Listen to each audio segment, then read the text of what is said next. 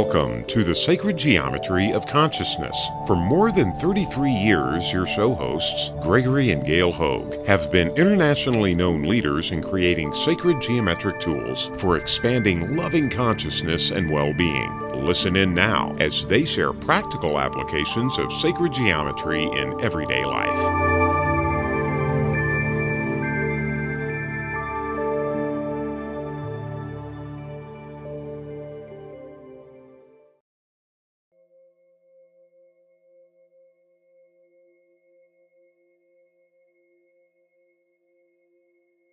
Welcome, and thank you for joining us today. Last time, we were talking about the people in our life and how they bring us tremendous gifts. Some of them may be gifts that we weren't expecting or wanting, but nevertheless, it's so important to accept everything that these other people in our lives are bringing to us. And for those of you who were listening to us last time, you might remember that I was talking at the end about some of the negative things that have happened in my life in terms of people showing up and judging me a certain way, and I felt badly about how they judged me because I knew that wasn't really true. But nevertheless, it set up a dynamic where I moved in a direction separate from them. And in retrospect, I learned that this was what universe was doing in my life in order to propel me on the pathway that I needed to follow. It's like people come into our lives, and in many cases, they self-direct, they self-choose, they understand how they self-select whether they're my friend or not, in not only the vibration that is seeming compatible, but in this case, the example I was giving, it's like the universe steps in and manipulates things in such a way that universe has a pathway for them and a pathway for me where they just couldn't be in the same vein anymore. And the important thing, I think, for myself and each of us is that when these kinds of things happen, we benefit most when we can really learn to forgive ourselves and forgive others and the parts that they are playing, but really learn to love it as a total sharing from universe. And so it's sometimes difficult in first take to want to go that way, but it has been so important for me to learn to forgive and to love others for what they're giving and see everything that they have offered as a gift that came at the appropriate time and the appropriate way, and my understanding was appropriate to propel me. And obviously that's where we're really going. That is on the pathway of where we need to go, each one of us individually, and following how universe has laid out that path for us. So some gifts, as I said, may feel negative at the moment that they're received, but in retrospect, see the wisdom of universe, really learn to forgive, and that's when you can feel the love and feel the gift. And then you can go inside, deeper into what was being offered. The important lesson is that Spirit offers you new, amazing people in your life, especially at difficult times. The right person will show up, and so be on a lookout for them. On a lookout in the way that you feel open and feel receptive, feel allowing. Know that when you're having a difficult time, that your allowance, you're dropping into your heart space. You spending a little more time in meditation just to say, thank you, universe, for taking care of me. And I look forward to your gifts.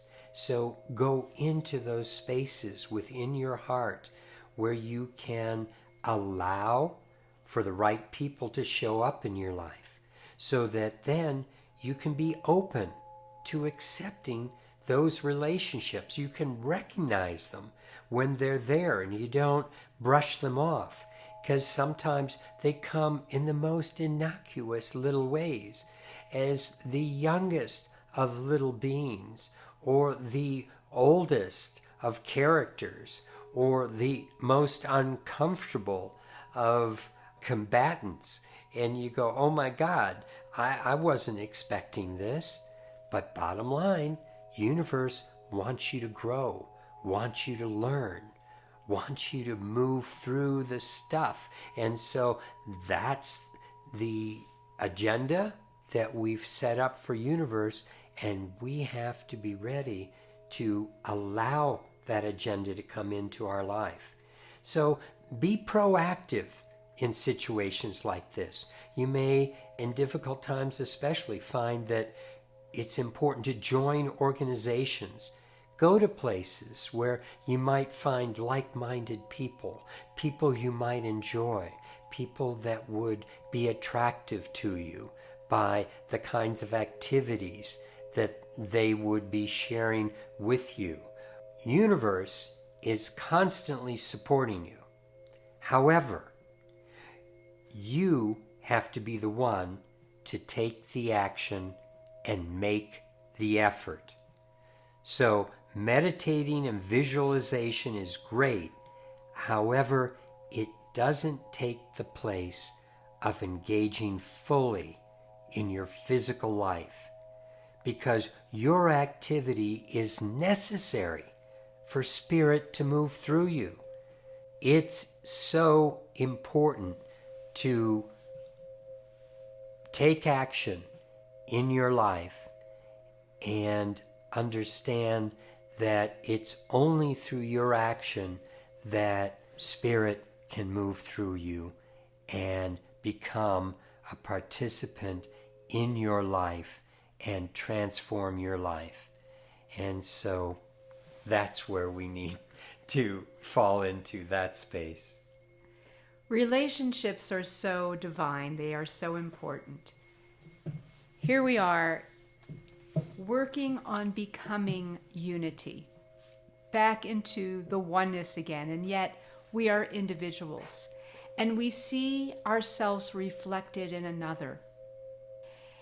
And relationships, I think everyone would probably agree, are probably the most challenging for most people at some level in their lives. And yet, we all want to have relationships with other people that are truly inspirational, that take us to the depth of love and expression and joy and ecstasy that each one of us longs for. And we go through a lot to get there. Spirit has put so many opportunities along our path. And when I say Spirit has, I'm not separating ourselves from Spirit. We are doing it. And why? How much we learn from every so-called failed relationship, if we allow ourselves to. And when we look at what has gone on and we go, wow, that was awesome. What can I get from that? Then we can just soar because we're open, we're forgiving. And there is no growth and healing without forgiveness.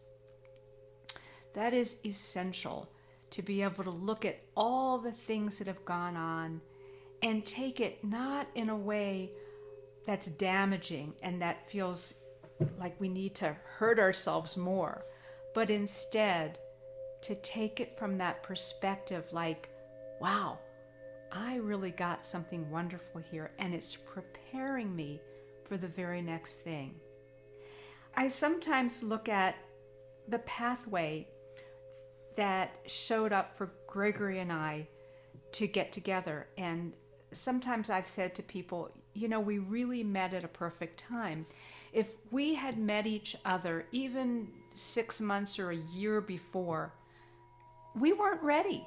We were still going through certain things that we needed to go through that enabled us to recognize each other and enabled us to be able to step into a more mature, more conscious relationship. So I have to say that I deeply value all of the pitfalls that I experienced before because it helped me. It took me to being more present, more conscious, and more able to respond, to show up in this relationship. We've been married now over 33 years. And, we still go through our stuff and we still find that there are edges. However, we accomplished a lot before from some of the previous relationships. And so if you're going through a time where you're longing for that right relationship, go back in and really look at what did you get from the previous ones?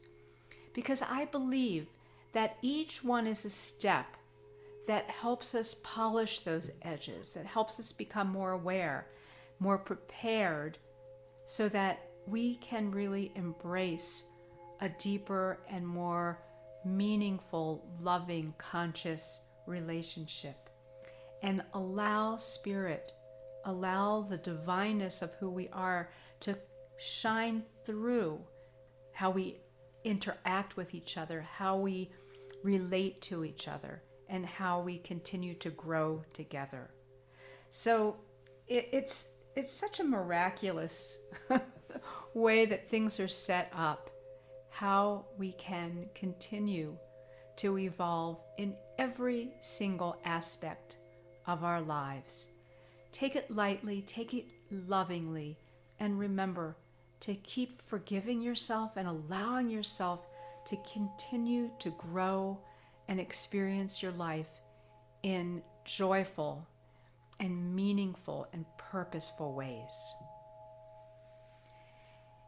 And that is a nice way to segue into the next step that I think is absolutely one of my very favorites, and it is about gratitude. We've all seen everything from t-shirts, books, talks, all kinds of things about the importance of gratitude and how gratitude is really an opportunity to open your heart and accept the flow of spirit. And that word acceptance is really key, because what is gratitude? When you think about it, gratitude puts us into that place of accepting, of being, of really stepping forward in deep appreciation and presence. It's so important to condition what it is that universe has to share with you. And so that's really, what we're wanting to get across right now, is that when you are grateful for all the things that are in your life and you make a habit out of expressing that gratitude, it's going to increase the positive feedback from universe, and it's going to allow what you receive to be stronger, and you'll get it more strongly. There is a really wonderful story we have to share about gratitude, and that is there was a class. Actually, it was with a friend of ours who was a shaman, and he invited us to be part of his class, and we did a ceremony in the evening where we were grateful not for what we already had, but we did a ceremony where we were very grateful for what we were about to receive. And so we put it out into the universe. Thank you for everything that you are now going to be giving us. And what that set up was a dynamic that, very interestingly, a day or two later, we had the worst flood this part of the country has seen in literally 100,000 years. It took the land in front of our house that was 1 foot from our driveway pad. It removed 30 feet of earth. We had a 30-foot cliff. We had water coming over 100 yards across, and there was a dried up creek bed that was 100 yards from us. It moved 100 yards toward our house and swept all this earth away.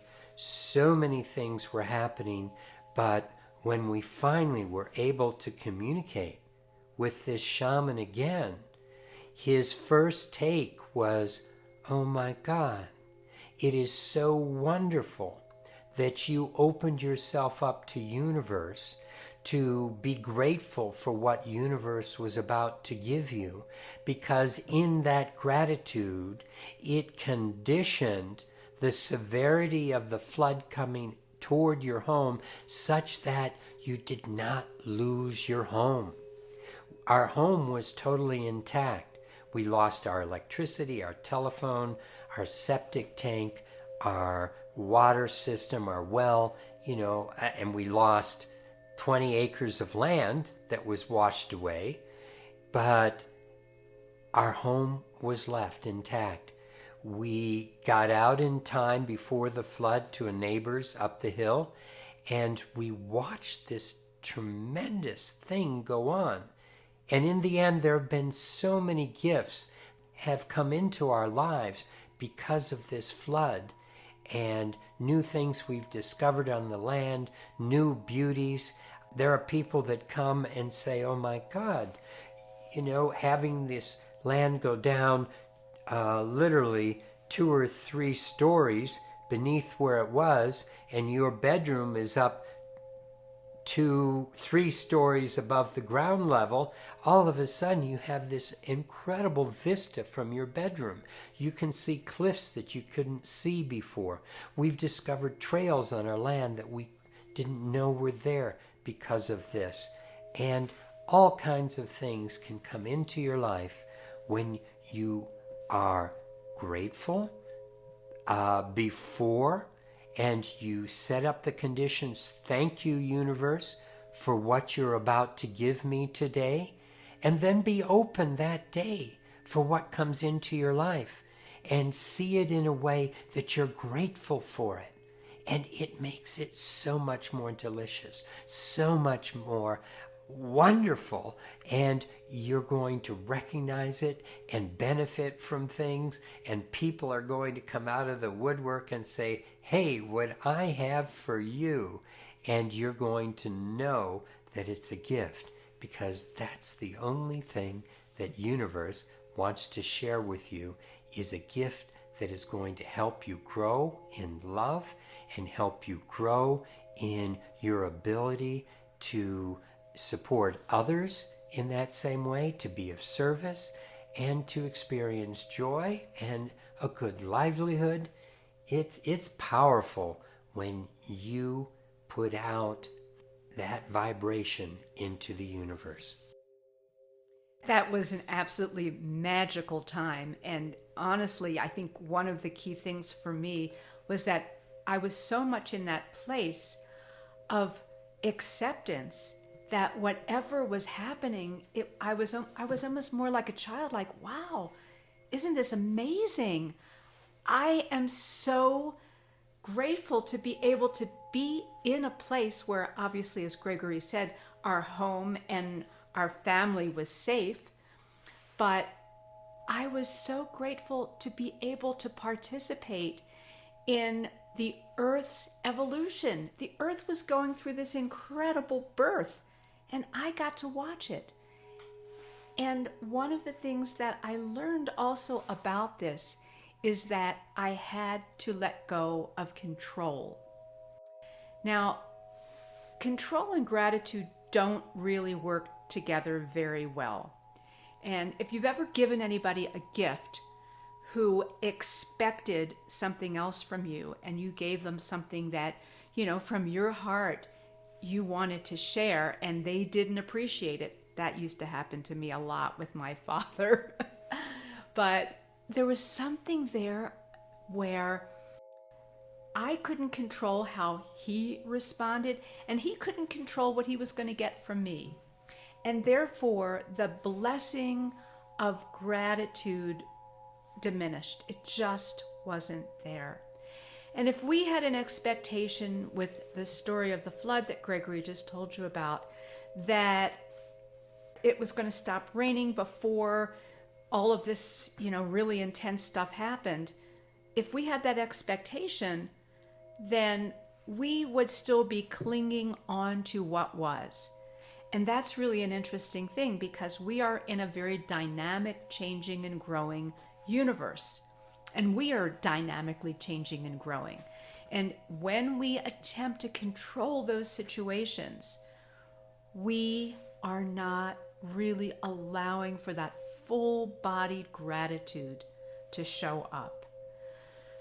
So learning how to really let go and open our hearts to what is. And this is so important as we go through changes. And we're in a time right now, energetically, where there's so much that is changing. And it's important for us, in a place of absolute gratitude, appreciation, and love and compassion, to be able to let go of how we think it's supposed to be, let go of what we had in the past, and know that everything is perfect the way it is.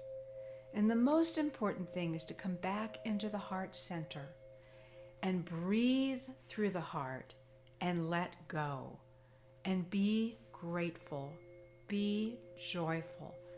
That little shift is so important when we can just make that adaptation, when we can wake up each morning in gratitude, no matter what's going on in our lives, and just purely announce our gratitude that we are blessed.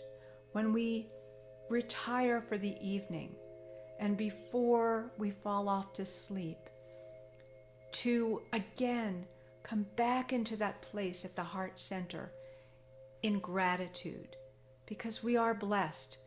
We are in an amazing body and an amazing life and an amazing opportunity for our souls to express creation. And so gratitude is something that keeps taking us to the next level and the next level and the next level.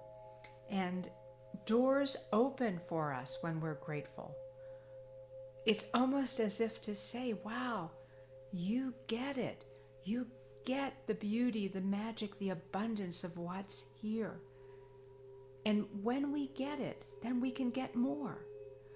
One of the best ways of creating more abundance in your life is to be grateful for what you have.